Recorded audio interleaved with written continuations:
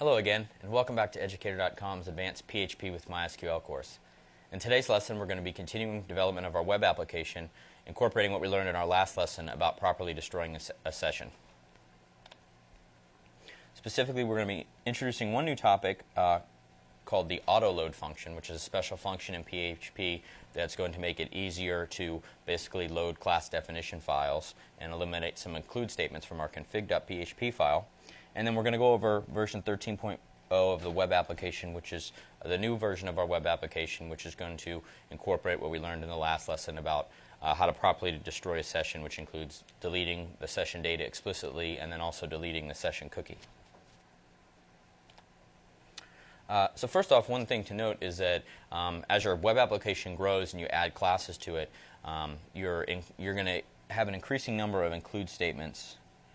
For example, in our application, in our config.php file, in order to include all of the class definitions that you have, and that can become tedious after a while. And in fact, if we actually go and look at our config.php file for the last version of the web application, we can see that we have all these includes here for all of the different classes that we've created. So as we add more and more classes, we're going to have more and more include files, and it can become cumbersome, and it'd be a nice way to automate that. What PHP allows you to do is create a method. It's a special method that starts with two underscores. Create a function called underscore autoload. And basically, if you define that in a file somewhere in your application and include the definition of that function, PHP is going to use that file to automatically load a class. So whenever it reaches a point in your code where it is instantiating a new object or instantiating a new instance of a class, what it's going to do is it's going to call the autoload function. It's going to pass it. The parameter that this autoload function takes is the name of the class that it's trying to load. So, for example, if it comes upon a statement, item variable equals new item. Let's say we're creating a new item object. What PHP is going to do is it's going to call the autoload function automatically with the name of the class, item. And then what we do is we define this autoload function so that it knows how to take this name that was passed to the function and be able to appropriately load that class. So that way we can get rid of all those include statements, and instead we just have this one autoload function. So if we take a look at the autoload function that we've created for this new version of the web application, it's stored in a new library file called classlib.php, which contains functions related to classes. In this case, it's just one particular function. And here you can see we've defined the autoload function. And basically what it does is it takes one parameter, which is a string, which is the class name, the name of the class to load. And then basically what it does is I've coded it, or we've coded it, so that it basically calls an include statement to include the class name, to include the class definition file that PHP is requesting. And the reason we define this function is because we know where our class is located. In this case, they're located in the class directory that's specified by our class dir constant. In addition, the name of our class files are the name of the class followed by .php. So maybe somebody else's application might have a different way of naming classes. For example, some people call their classes item.class.php. So this would be the spot where you would be able to basically adjust your code so that PHP is going to be able to properly load these classes. So again, this function is just your way of telling PHP how to find these classes and load them. So we've added the autoload function, as mentioned, to this class library that we now include as part of our web application. And in addition, if we look at our new version of config.php, and we look at the source code, well, in the last version, this is version 12.0, we have all of these include statements for all of these different classes: cart, cart item, customer, department, so forth. Well, in our new config.php file, we've eliminated all of these include statements for all these different classes, and instead we have one include statement that includes our class lib.php that defines that autoload function. So now, instead of having to list all of these different class includes, we just include the function definition for autoload. The other nice thing about that is that we don't automatically, we include this config.php file on every page in our web application. So every time we load a page, it actually goes and it loads all of those classes that we had listed in our previous version. Because we have an include statement for it, automatically gets that class definition file and loads it. So it might load a department class, or it's going to load all the classes, and maybe on our page we only need a department class or an item class. It's going to go ahead and load all those other things, all those other class definitions that it doesn't necessarily need on that page. So the nice thing about this autoload function is it's going to sort of reduce some of that overhead, because you're not going to be including files you don't need, because autoload only will be called when a particular class file is needed. The other thing that we've done is we've created a new class called Session Manager, which is part of the reason for introducing this autoload function now, was because our class size, the number of classes, is continuing to grow in our application. Basically, the Session Manager class has been created to handle all of our session-related tasks. So, for example, starting a session, adding variables to a session, and then now we're going to learn about today's lesson, destroying a session, are all confined to this one class. So if we go and look at our Session Manager class,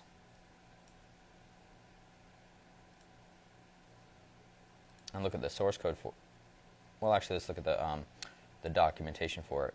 We can see that it has a couple of different methods. It has a constructor, it has a destroy method, a getVar and setVar method, which are methods used to basically add a variable to a session, and then an in-session method, which is a way of being able to test whether a particular variable is currently set in your session. If we look at the constructor, so basically the way we use this class is in any script where we want to access sessions, we instantiate an instance of this Session Manager class. Now, when the constructor gets called, it automatically calls this session start method. So just by instantiating that class, we've gone ahead and started a session. And then we can do things, for example, like call the setVar method. We pass it a name and a value. And what that does is that goes ahead and it accesses our session superglobal, which is now accessible because once this object has been created, session start has been called, and it allows us to add variables to the session data. It has a getVar method, which is the analog of the setVar method, which basically returns the value of a particular variable. You specify as a parameter the name of the session variable you're trying to get. And what we can do, we see here actually, is what it does is it returns null if that session variable doesn't exist, and it returns the value of that session variable if it does exist. The way it does that is it makes use of this in-session function, which is also defined in this class, that basically just tests if a variable exists in the current session or not. And it does that in the same way that we've did before. For example, in some of our homework and lecture examples, we use the isSet method to test for the existence of a username session variable. By testing and we use that as our way of saying, okay, a user has been logged in. So this provides that same sort of functionality. We provide the name of the session variable to in-session that we want to see if it exists, and it basically returns the value of the isSet method. Now, the one nice thing about having this class to manage all of these session-related functionality is that all of our, if we have any problems with our session superglobal, or we're having problems with our sessions, we only have to look in one spot, because anything related to sessions is all handled in this class. So instead of having, for example, in our previous version of the web application, instead of having a session start method call and then accesses to the session superglobal, and then also directly setting session variables and having it spread throughout all different versions of the code, we can put it all in this one class, and then we call these class methods. And so if we have a problem with our accessing, for example, a session variable, we only have to look in the one spot, which is our Session Manager class.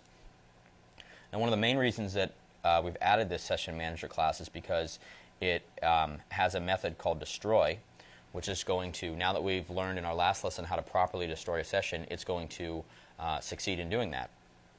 And actually, I'm going to go ahead and open the source code for it, because it actually calls a private method which doesn't show up in the documentation. So we basically have our destroy function, or destroy method, which when you call on a Session Manager object, the first thing it does is it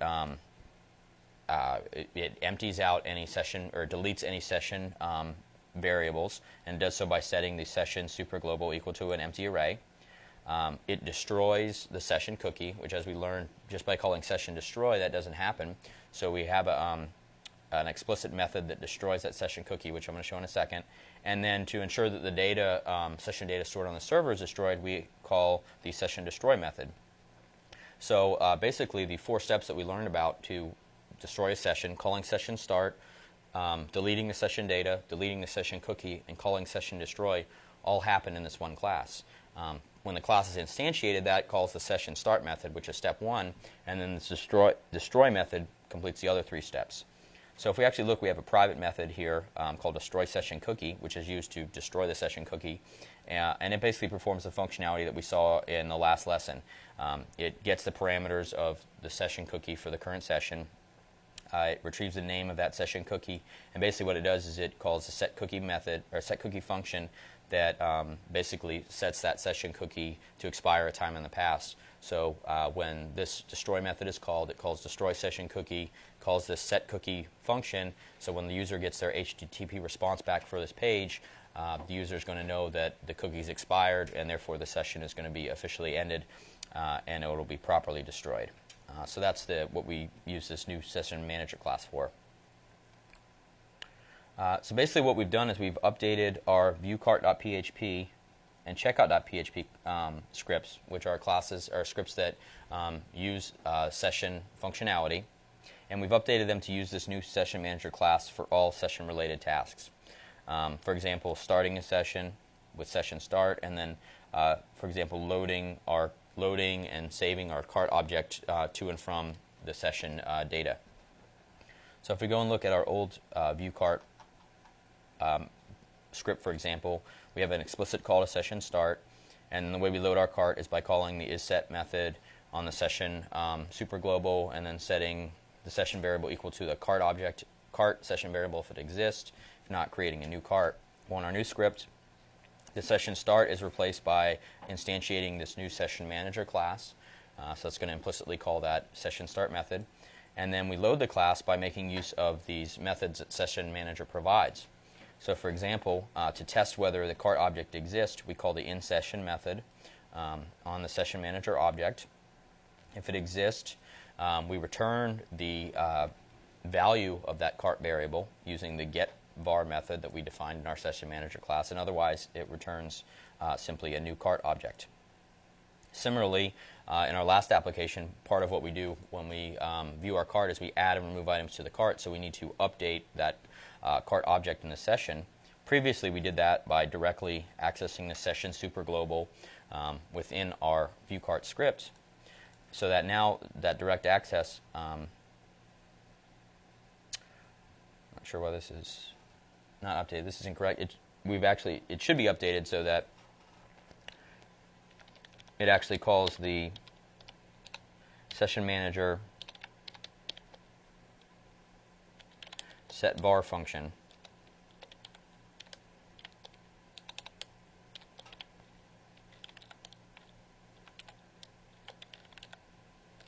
Don't know why that wasn't corrected. So in our new version, basically what should have been done was now when we save our session to the cart, instead of directly saving it to the session superglobal, we call this setVar method that we just talked about, that's part of the session manager class.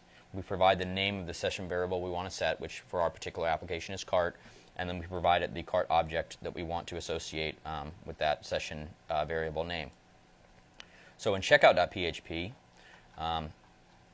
we've replaced at the beginning the session start method and the loading of the session cart that uses direct access of the session superglobal in the same way that we did in viewcart.php, by creating a new instance of the session manager class, calling the inSession method to test if the cart session variable exists, and then if so, setting this cart variable equal to the session variable cart object using the getVar method of session manager.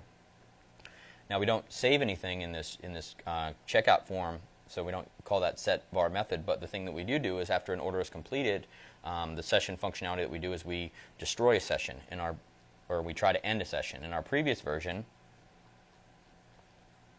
when we ended the session, if a order was successfully completed, we simply just unset the cart variable by directly accessing the session superglobal.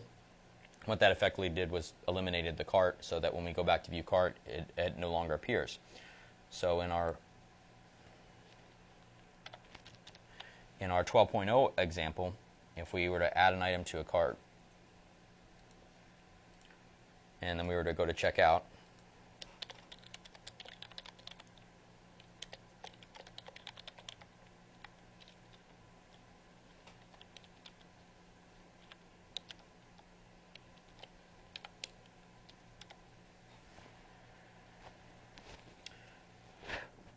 well, two things to note is that, actually let's refresh this page so we can see the name of our session, or our session ID. If we look down here in Firebug, we can see our session cookie is called JCP04.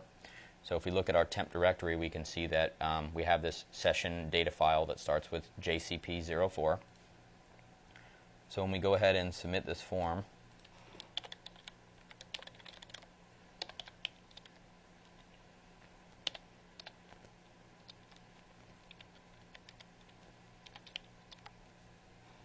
and click on complete order, we can see that that cookie still exists. We haven't called a set cookie method, or we haven't received a set cookie response header from the server, basically erasing that cookie. So as you can see, well, this was from the request going to this page, but if we actually refresh this page, or even, for example, if we go back to view cart, we can see that we're still passing this session cookie, so our session cookie hasn't been deleted. We can also see that our cart is empty because we called that unset method on it. But because we also didn't call session destroy, if we go and look at our temp directory, we can see that that JCP session file is still there. Well, in our new version, when we go to checkout.php and we successfully check out, instead of just unsetting the session variable, we call the destroy method on session manager, which is going to delete all the session variables, delete the session cookie, and then destroy the session data on the server. So in our new application, let me delete any session cookies we have. If we add a winter jacket, for example, to our cart and go to checkout, we can see that our new session is EG5DR. So if we look in our temporary file, we see a data file for that, EG5DR. If we go ahead and check out again,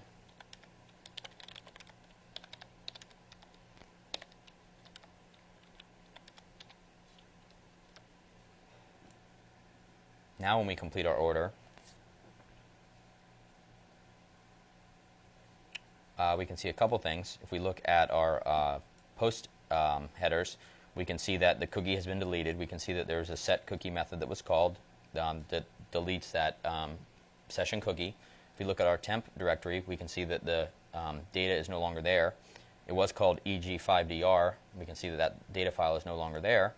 And in addition, if we try to view our cart again, we can see that the cart is going to show up as empty, and that's because we've successfully deleted that session data. And so that's making use of that destroy function that we've created. One thing to note is that if we look at